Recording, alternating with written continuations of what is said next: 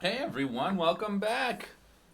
It's time for another children's sermon. We're getting down to the end of the stories in the Jesus Storybook Bible. I found one today that we haven't read yet. It's called A Terrible Lie. And it's all about Adam and Eve and the serpent. It's probably one you're familiar with. But as always, I really like the way that the Jesus Storybook Bible tells this story. And here at Bethany, we're in the season of Epiphany.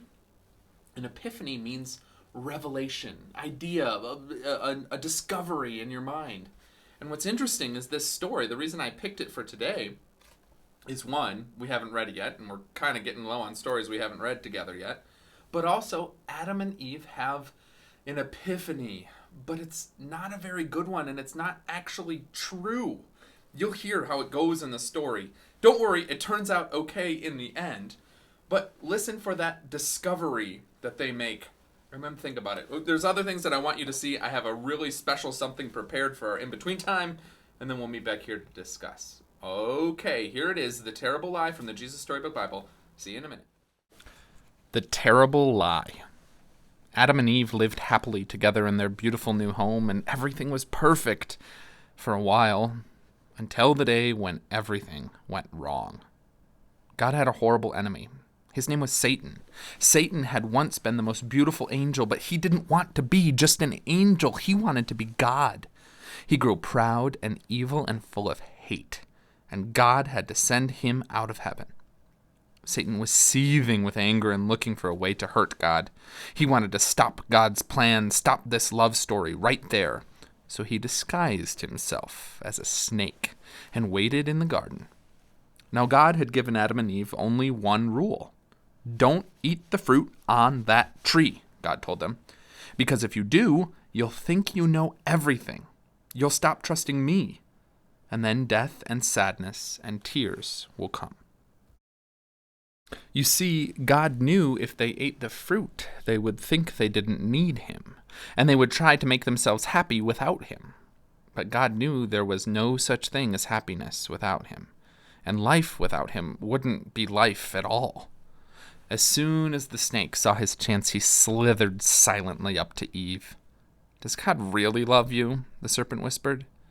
If he does, why won't he let you eat the nice, juicy, delicious fruit? Poor you. Perhaps God doesn't want you to be happy. The snake's words hissed into her ears and sunk down deep into her heart like poison. Does God love me? Eve wondered. Suddenly, she didn't know anymore. Trust me, the serpent whispered. You don't need God. One small taste, that's all, and you'll be happier than you could ever dream. Eve picked the fruit and ate some, and Adam ate some too.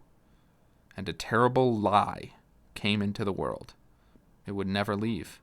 It would live on in every human heart, whispering to every one of God's children, God doesn't love me. And it wasn't a dream. It was a nightmare. A dove flew from Adam's hand. A deer darted in a thicket. It was as if they were frightened by something. A chill was in the air. Something strange was happening. They had always been naked, but now they felt naked and wrong. They didn't want anyone to see them, so they hid. Later that evening, as God was taking his walk, he called to them, Children! Usually Adam and Eve loved to hear God's voice and would run to him, but this time they ran away from God and hid in the shadows. Where are you? God called. Hiding, Adam said. We're afraid of you. Did you eat the fruit I told you not to eat? God asked them. Adam said, Eve made me do it. What have you done? God asked. Eve said, the serpent made me do it. And terrible pain came into God's heart. His children hadn't just broken the one rule, they had broken God's heart. They had broken their wonderful relationship with him, and now he knew everything else would break. God's creation would start to unravel and come undone and go wrong. From now on, everything would die, even though it was all supposed to last forever. You see, sin had come into God's perfect world, and it would never leave. God's children would be always running away from him and hiding in the dark. Their hearts would break now and never work properly again. God couldn't let his children live forever, not in such pain, not without him. There was only one way to protect them. "You will have to leave the garden now," God told his children, his eyes filling with tears. "This is no longer your true home. It's not the place for you anymore." But before they left the garden, God made clothes for his children to cover them. He gently clothed them, and then he sent them away on a long, long journey out of the garden, out of their home. Well, in any other story, it would all be over, and that would be the end. But not in this story. God loved his children too much to let the story end there. Even though he knew he would suffer, God had a plan, a magnificent dream. One day he would get his children back. One day he would make the world their perfect home again. And one day he would wipe away every tear from their eyes. You see, no matter what, in spite of everything, God would love his children with a never-stopping, never-giving up, unbreaking, always and forever love. And though they would forget him and run from him, deep in their hearts, God's children would miss him always and long for him. Lost children yearning for their home.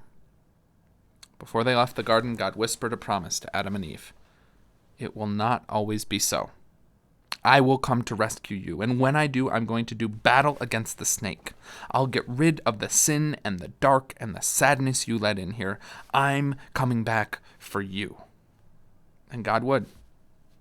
One day, God himself would come.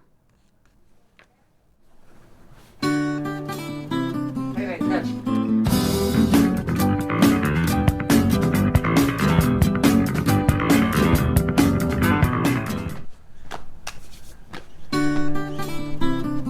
Catch.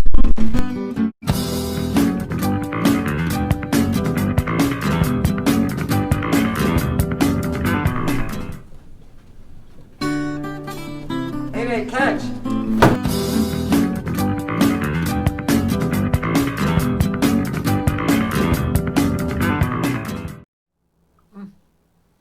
Welcome back. How about that, huh? Did you like those to be continued shots that Brian and I made together? We had a lot of fun putting those together. But did you also hear the epiphany that Adam and Eve had in the story?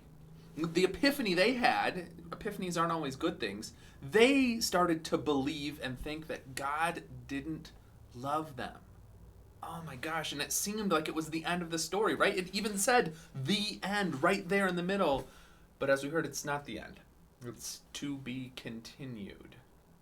And the continuation is that God does love us, and God finds a way to undo that terrible lie, that terrible epiphany that Adam and Eve had. It's amazing, isn't it? What a great story for us to hear and to remember, that God does love us no matter what. Even though we might start to think something different, God is always at work trying to correct us and set us right. And so now, it's time to remember that we always have hope. And it's time for our homework. That's what I was trying to say.